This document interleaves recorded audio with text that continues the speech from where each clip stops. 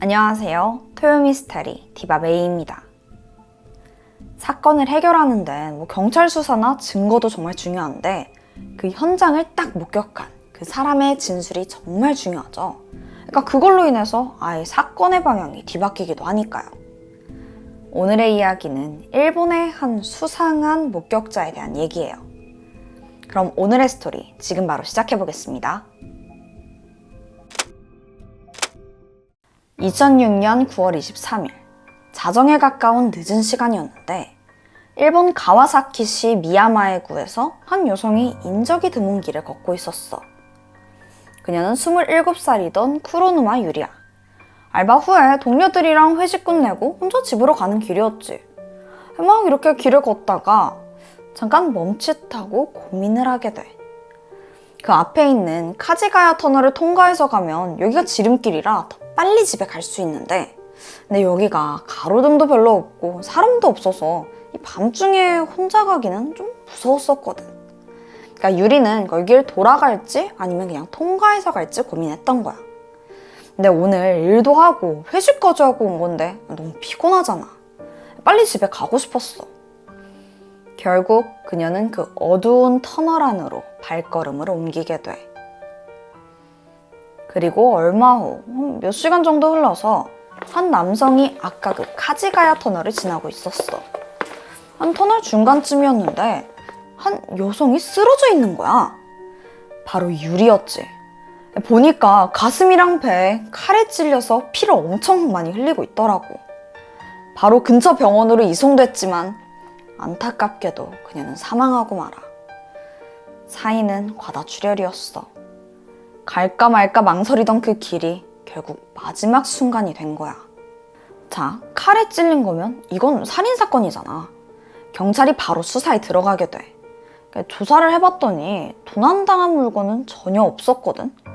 그래서 경찰은 강도 살인보다는 원한 살인에 조금 더 무게를 두고 단서를 찾아보려고 했어. 목격자? 그때가 워낙 늦은 시간이고 또 너무 외진 곳이어서 그 목격자는 쉽게 나오질 않더라고. 피해자 쿠로누마 유리는 파티쉐를 꿈꾸면서 열심히 살아가던 성실한 여성이었어. 그만큼 주변 사람들 중에 원한을 가질 만한 그런 사람은 전혀 없었고. 그렇게 수사는 진척 없이 시간만 흘러갔지. 이후로도 몇 년 동안 24,000여 명이나 되는 그 수사 인원이 투입됐지만 끝내 사건은 해결되지 못했고 장기 미제로 남게 돼. 그렇게 시간은 무려 10년이나 흘러서 2016년 1월이었거든. 일본 미야마의 경찰서로 편지 한 통이 왔더라고. 쿠로바네 형무소에서 온 편지인데 보낸 사람은 스즈키 요이치였어. 편지 안에는 쿠로누마 유리의 사건에 대해 하고 싶은 이야기가 있다라고 적혀 있더라고. 참고로 이 편지를 보낸 그 스즈키는 형무소에서 복역 중이던 범죄자였었고 9년 전인 2007년 4월에 그냥 길 가던 40대 여성을 칼로 찔러서 살인미수 판결받고 교도소에 들어갔거든. 아니 이 사람이 그 미궁에 빠진 유리 사건에 대해서 뭘 알고 있다고? 경찰들은 뭔가 심상치 않은 기운을 느꼈지. 그래서 그 당시에 사건 수사를 했던 그 형사들이 스즈키를 만나기 위해서 그 형무소로 직접 찾아가게 돼. 잠시 후 형사들을 대면한 그 스즈키는 담담하게 하지만 아주 충격적인 이야기를 털어놨어. 자기가 바로 그 유리를 죽인 범인이라는 거야. 스즈키의 자백에 따르면 사건 당일 갑자기 여성을 찌르고 싶다는 강한 충동에 사로잡혔고 무작정 흉기를 들고 나가서 막 이곳저곳을 둘러보는데 마땅한 타겟이 없는 거야. 그러다가 그 사건 현장이었던 카지가야 터널로 향하게 돼. 그때 마침 혼자 핸드폰 보면서 길을 걷고 있던 유리를 목격했고 스즈키는 조용히 그녀의 뒤에 접근했지. 그리고는 갑자기 품에 숨겨놨던 식칼을 꺼내더니 유리의 배를 찔렀어. 그렇게 칼을 꽂아놓고 도망을 가려고 하는데 문득 칼에 자기 지문이 남아있을지도 모르겠다는 생각이 든 거야. 그래서 칼을 가져가려고 다시 유리에게 다가가게 돼. 그 순간 아직 의식이 있던 유리는 있는 힘껏 스즈키의 다리를 걷어찬 거야. 이거에 분노한 스즈키는 배에서 칼을 뽑아서 이번엔 그녀의 가슴을 강하게 찌르게 돼. 이후 신속히 그곳에서 도주했지. 그리고 집으로 돌아와서는 흉기를 부엌 서랍 안쪽에 숨겨놨다는 그 증언. 이게 들어보니까 진술이 상당히 구체적이지? 특히 먼저 배를 공격한 뒤에 다음으로 가슴을 찔렀다는 건 그간 수사 내용과 정확하게 일치했었고, 경찰은 그가 범인이라고 확신하게 돼. 그런데 사실 스즈키는 이미 과거에 유리살해 혐의로 의심을 받은 적이 있었어. 그 이유가 바로 앞에 그 잠깐 소개했던 그 살인미수 사건 기억하지? 그것 때문에 교도소에 지금 복역 중이잖아. 잠깐 그 사건에 대해서 조금 더 알아보자면, 스즈키가 40대 여성 A씨를 공격한 건 유리가 사망하고 한 반년 정도 지난 후였어. 사건 당일 밤 10시 반쯤 피해자는 인적이 드문 곳을 홀로 귀가 중이었다는 점이 유리 사건이랑 되게 비슷했거든. 그리고 무엇보다 같은 지역이지? 또 돈을 노린 범죄가 아니라는 점까지 유사한 게 많았던 거야.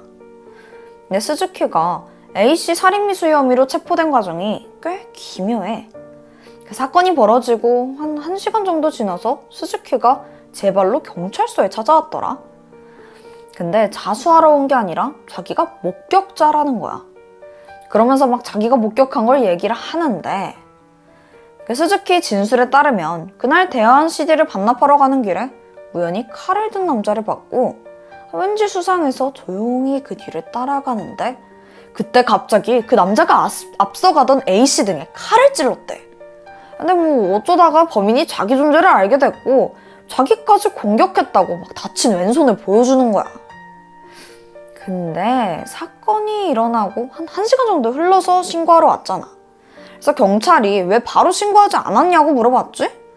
그러니까 이미 멀리서 그럼 경찰차인지 뭐 그런 사이렌 소리가 들려서 신고는 따로 안 한 거래. 그러니까 뭔가 말이 앞뒤가 안 맞는 거야. 당시 경찰은 그 스즈키 태도에서 왠지 모를 위화감을 느꼈어. 특히 이 남자가 몰래 범죄 현장을 목격했다는 장소가 너무 이상해.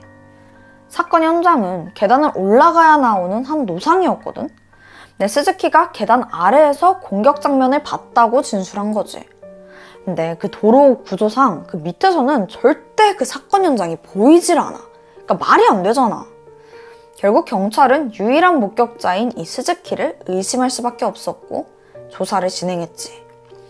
이때 스즈키가 신고 있던 신발을 조사했는데 거기서 피해자 A씨의 혈흔이 검출돼.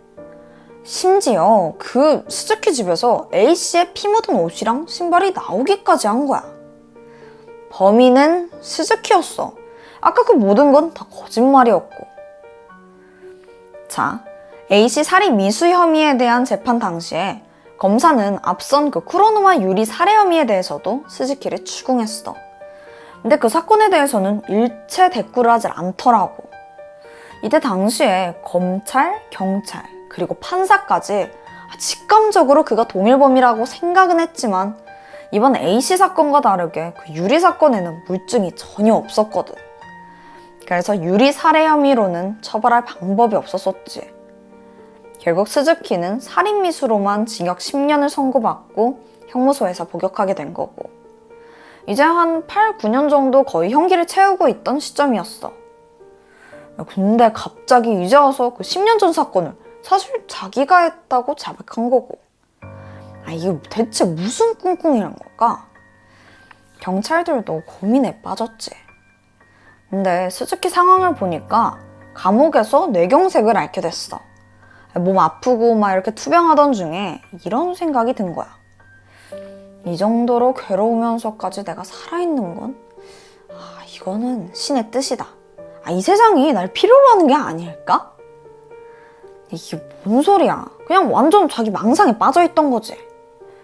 뭐 어쨌든 자기가 저지른 이 모든 죄를 감옥에서 청산해야 된다고 느꼈다더라고. 그 길로 바로 쿠로노마 유리 살해 사건에 대해서 진실을 자백한 거야. 뭐 어찌됐든 이렇게라도 자백을 했으니까 뭐 다행이라고 해야 될까? 근데 또 문제가 있어. 이미 사건은 10년이라는 시간이 흘러서 제일 중요한 증거인 그 칼, 그 흉기를 찾을 수가 없는 거야. 그래서 경찰은 1년이 넘는 시간 동안 그의 자백을 꼼꼼하게 확인했어. 그 사이에서 조금의 힌트라도 찾으려고 한 거지. 그러니까 그 현장에서 피해자를 죽인 그 범인 당사자가 아니면 도저히 알 수 없는 그 진술이 뭘까 하나하나 꼼꼼히 뜯어보기 시작한 거야. 근데 여기서 잠깐 이 스즈키라는 인물에 대해서 좀 더 알아보자면, 아니 갑자기 여자를 칼로 찌르고 싶다는 충동을 느낀 사람이잖아. 심지어 그걸 직접 행동하기도 했고. 근데 반전이 뭔지 알아? 그는 지극히 평범한 회사원이었어. 2003년도에 결혼도 해서 아이도 있었었고, 매형네 회사에서 입사해서 성실하게 일하고 평판도 되게 좋았었고. 겉으로는 아무런 문제가 없어 보이던 이 스즈키에게 치명적인 비밀이 한 가지 있었어. 그건 바로 이상 성욕이었지.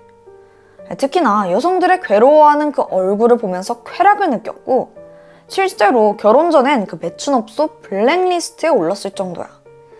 성관계 도중에 상대 목을 졸라서 막 실신시키고 그랬었거든. 이 이상 성욕이 살인으로 번지게 된 데에는 우연한 계기가 있었어.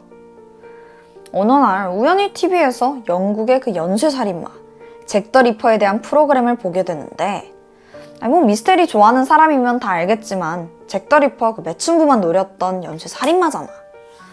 하지만 끝내 그 정체가 밝혀지진 않았었고, 스즈키가 그한테 완전 빠져든 거야. 특히 여럿을 살해하고도 붙잡히지 않았다는 게 너무 멋있는 거지. 무엇보다 여성들이 죽어가면서 그 괴로워하는 표정을 보고 싶기도 했었고. 그렇게 2006년 6월, 스즈키는 본격적으로 칼을 들고 거리로 나서기 시작해. 시내를 배회하면서 혼자 걷고 있는 여성을 발견하면 막 다가가서 신체를 만지고 달아나기를 반복했어. 내가 진짜 또라이인 게 막 겁먹은 여성의 표정을 보면 것만으로도 그냥 완전 만족감을 느꼈던 거야.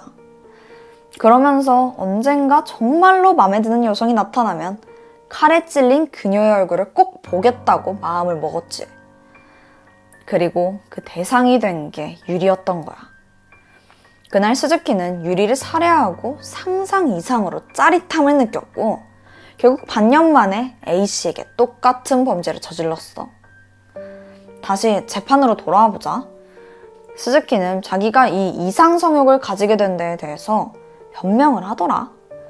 어렸을 적에 여성으로부터 학대를 받아서 그렇다고 하는데, 증인으로 나온 정신과 전문의는 여기에 반박했어. 스즈키 요이치는 그저 쾌락살인자 그 이상도 이하도 아니라는 거지. 애초에 누군가를 찌르고 싶다면서 그냥 아무나 공격한 거잖아. 전문가는 이게 단순히 이상성욕만의 문제가 아니라고 본 거지. 결국 재판부는 스즈키에게 쿠로누마 유리 살해 혐의로 징역 28년형을 선고했어. 사건이 일어난 지 무려 11년 만의 일이야. 그 와중에 스즈키가 뭐라고 했는 줄 알아? 아니, 자기가 A씨 사건으로 붙잡히지 않았으면 동일한 범죄를 계속해서 저질렀을 거라고 하더라. 계속 여자들을 찌르고 그 괴로워하는 표정을 보는 게 이젠 거의 중독된 정도였으니까. 그러니까 아까는 학대니 뭐니 그렇게 변명하더니 이제 와서는 또 뭔 소리야. 재판부는 스즈키의 범행 동기가 그냥 자기 스트레스 해소랑 쾌락 충족인데다가 인간의 생명을 경시하는 태도마저 느껴진다고 했어. 근데 이 정도면 사회로 아예 못 나오게 무기징역이나 사형을 선고해야 되는 거 아니야?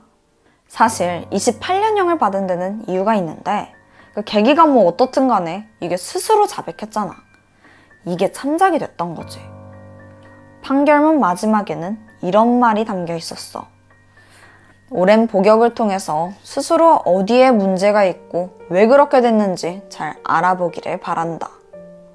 근데 내가 감옥을 안 가봐서 모르겠는데, 아니 이렇게 기괴한 성욕에다가 심지어 살인까지 저지른 사람이 감옥에 28년 있으면 완전히 새로운 사람으로 바뀔 수나 있는 걸까?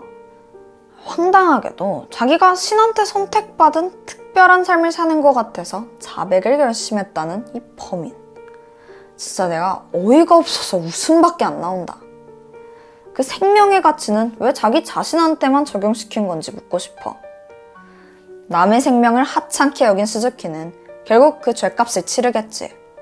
그 대단하고 잘난 자기 생명을 감옥에서 낭비하면서 말이야. 그 와중에 스즈키는 자기 역량에 납득하지 못하고 검찰에 항소한 상태라고 해. 오늘 내가 준비한 스토리는 여기까지야. 그럼 난 다음 주에 새로운 영상으로 찾아올게. 지금까지 디바베이. 우린 다음 영상에서 만나.